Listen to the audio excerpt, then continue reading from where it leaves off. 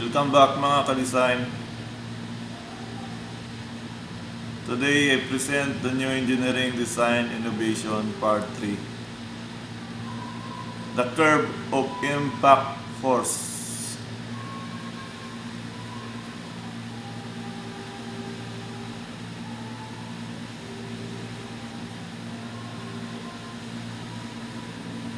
It is the video number 5. The impact force.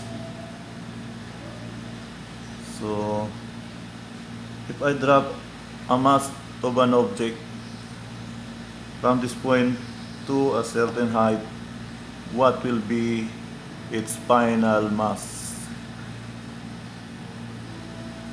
The regular science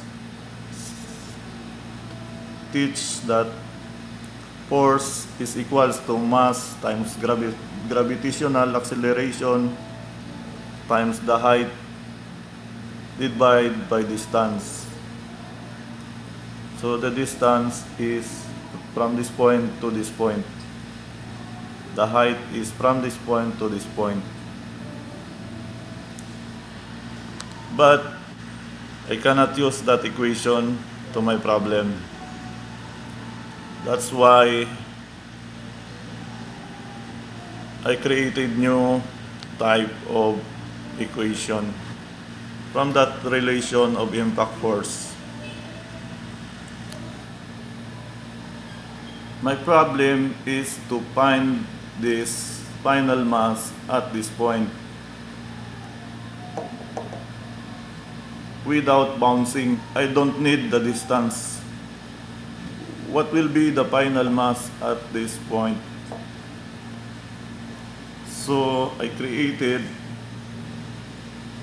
this equation. This is the equation of my final mass, the initial mass times the height of the drop. But how can I determine the final mass? So I have to introduce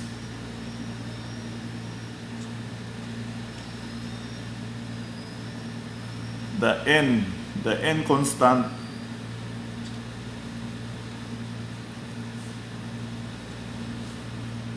So I call that impact constant. So that's my equation 1. Second, I want to determine the net impact force.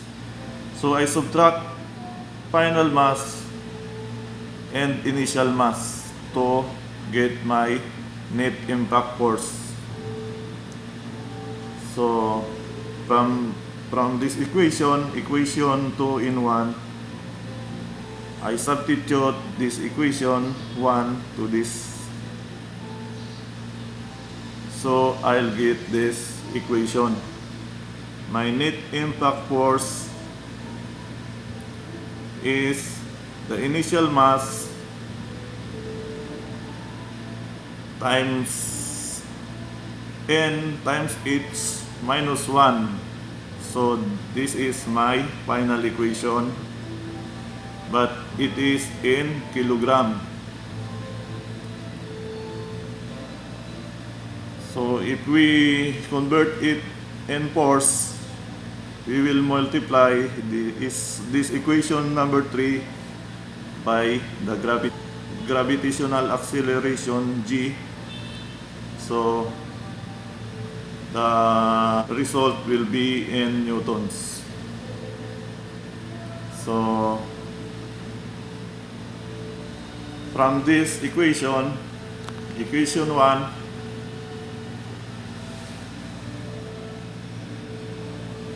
I reformulated the equation 1 to have a formula of the impact constant. So the final mass divide the initial mass divide the height. Through experimental, we will determine the value of impact constant in every height if you drop an object. So that's how I determine the impact force. That impact formula will be used for my problem solving. From this final formula, the net impact force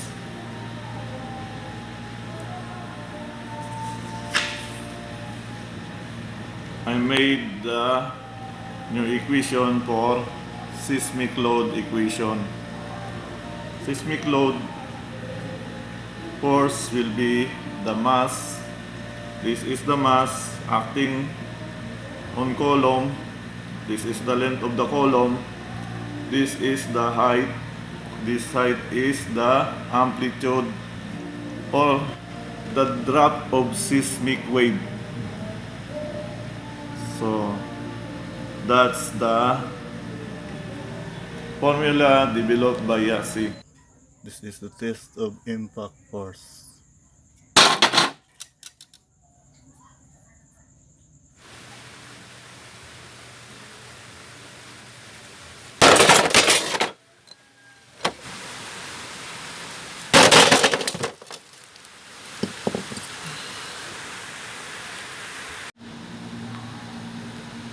So from that experiment, we derive the values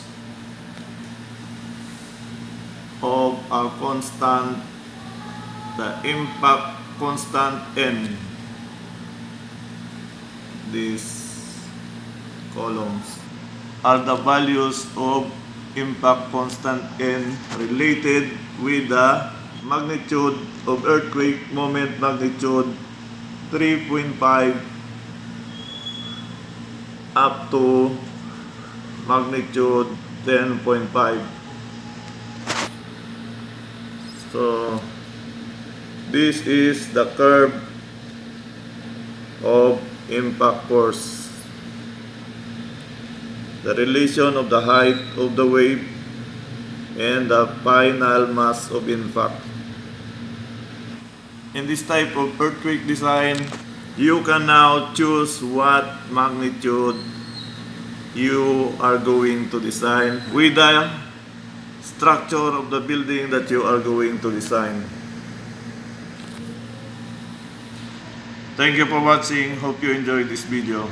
Please comment, like, share, and subscribe. Thank you.